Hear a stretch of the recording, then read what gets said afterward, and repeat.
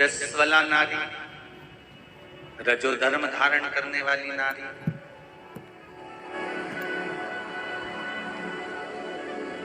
पांच दिन, 4 दिन, 3 दिन, 7 दिन बन सके, जितना बन सके, क्योंकि आज के जमाने में बाहर सिटियों में, बाहर शहरों में बहुएं रहती हैं, घर में केवल पति है, पत्नी है, छोटे बच्चे हैं, काम कौन करे।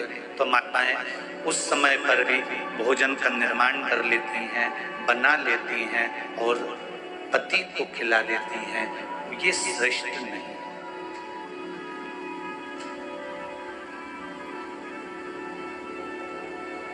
रजो धर्म के समय पर, जिस समय पर ब्राह्मण हत्या लगी हुई होती है, ब्राह्मण हत्या का समय होता है, ब्राह्मण हत्या का उस समय पर रजो धर्म का समय होता है। उस समय प्रयास करें कि भगवान की जो पूजन हम कर रहे होते हैं, भोजन का निर्माण हम कर रहे होते हैं, वो हम ना करें। 2 दिन 3 दिन जितना मान सकते हो इस कली काल में उतना तो मानो। 5 दिन, 3 दिन, 4 दिन, जैसा मान सकते हो उतना मानो। हम कह भी देंगे कि 7 दिन तक तुम पूजन मत करो या 7 दिन भोजन नहीं बनाओ, तो क्या तुम नहीं बनाओगे? हम कहने को कुछ भी कर दें, तो जितना मान सकते हो, ये आपकी रुचि के अनुसार आपको दिल से सोचना है कि हम सही कर रहे हैं। उस समय पर हमें भोजन का निर्माण करना चाहिए क्या? नहीं, ये आपका दिल कहना चाहिए, आपका हृदय कहना चाहिए। अब एक प्रश्न आता है, पशुपतिनाथ का व्रत करने वाली माताएं जब पशुपतिनाथ का व्रत करती हैं तो बीच में रजो धर्म का समय आ जाता है। उस समय पर पशुपति व्रत करना चाहिए कि नहीं करना चाहिए? शिव महापुराण की कथा कहती है, और पहले भी आपको कहा, शंकर जी के मंदिर नहीं जाओगे, दिए नहीं लगाओगे, प्रसाद के 3 हिस्से नहीं करोगे, और उस दिन शंकर के मंदिर में जाकर पूजन नहीं करोगे। हाँ, व्रत रखना पड़ेगा।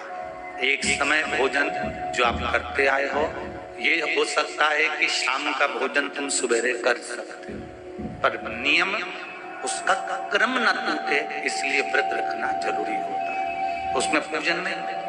अब एक प्रश्न और खड़ा हो जाता है, शायद कल के उस पृष्ठ पर होगा, ध्यान नहीं आ रहा है, कि रजो धर्म के समय पर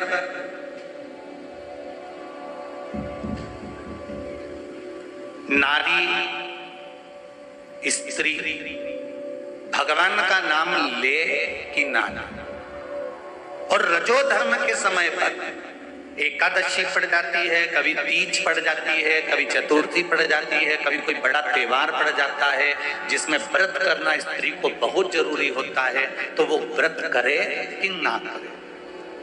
अगर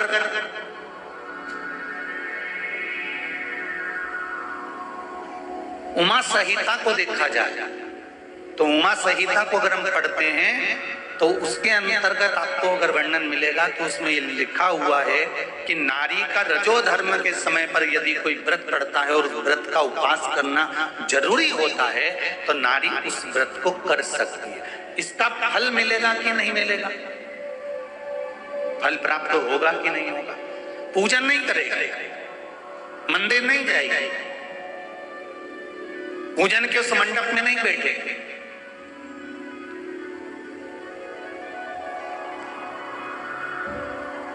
पर यदि व्रत धारण कर लेती है और व्रत धारण करने के बाद में जब उसके 7 दिन पूर्ण हो जाते हैं, तो 7 दिन पूर्ण होते से भले उसकी जेठानी ने पूजन करी, भले उसकी देवरानी ने पूजन करी, भले उसके परिवार वालों ने पूजन करी, ननन ने पूजन करी, उसने पूजन नहीं करी, पर उसने व्रत धारण करा है।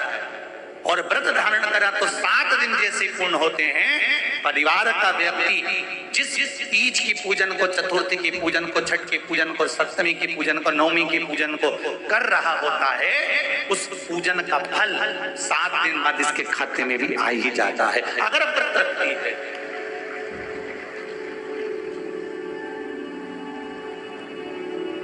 एक हैदराबाद में व्रत होते कि नहीं होते, और एक सहज भाषा में लो, छोटी तीज बड़ी तीज का व्रत क्या करती है माताएं? करती है ना। अब छोटी तीज बड़ी तीज का व्रत आ गया, उसमें बीच में किसी नारी का रजो धर्म आ गया, तो वो व्रत करेगी कि नहीं करेगी? जम के बोलो जरा, करेगी ना व्रत। तो पंचमी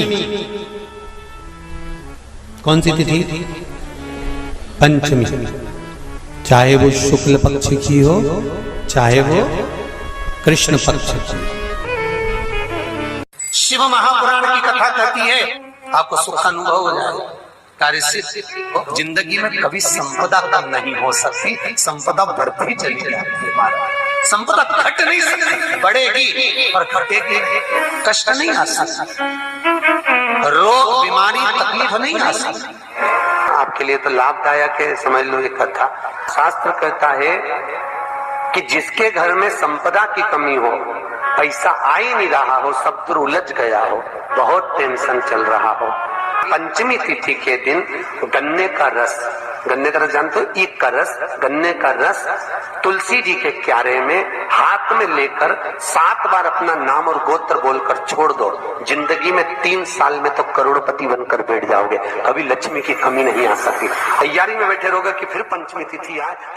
3 मंत्रों का स्मरण शिव महापुराण में कहा गया। पहला ओम नमः शिवाय, दूसरा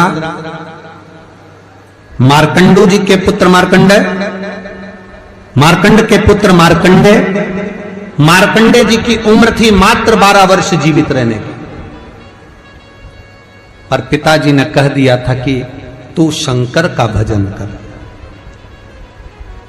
तू शिव का स्मरण कर।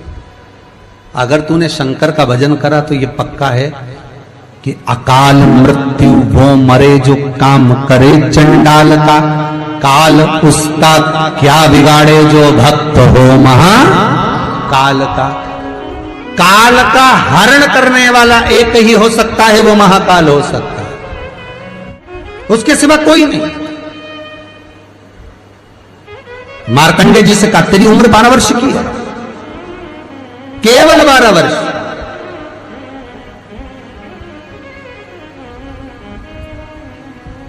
पूछा पिता जी से चरण पकड़कर मार्कंडेय जी पूछते हैं, मैं 12 वर्ष बाद मर जाऊंगा? हाँ, प्राण छूट जाएंगे। हाँ,